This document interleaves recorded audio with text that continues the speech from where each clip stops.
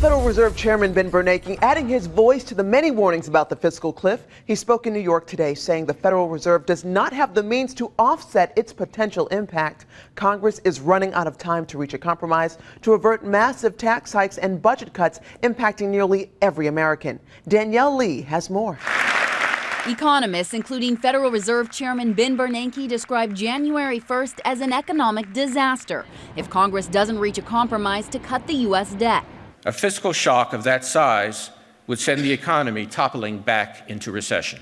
In addition to spending reductions, roughly $500 billion in tax cuts would expire without a deal. Beginning January 1st, everyone's paycheck is going to get smaller. According to the Tax Policy Center, someone making $40,000 to $65,000 a year would pay about $672 more in payroll taxes and $1,328 more in federal income taxes a year.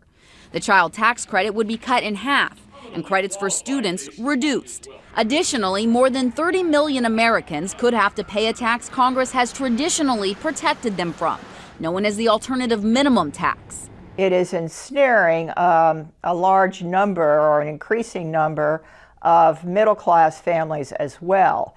Financial advisor Rick Edelman says most Americans don't need to worry about their investments, such as retirement savings in 401ks. But a small group may want to consider selling certain investments because taxes on capital gains could increase 5%. Don't sell yet because it might prove to be unnecessary, but let's prepare. The president of the National Center for Policy Analysis, John Goodman, says the recession Bernanke predicted could cost 2 million people their jobs. The weakest sectors will be hit the hardest, and the weakest sectors are the sectors where people don't have very many skills. And those without work next year could receive less unemployment aid. It's also being reduced as part of the fiscal cliff. Danielle Lee, NECN.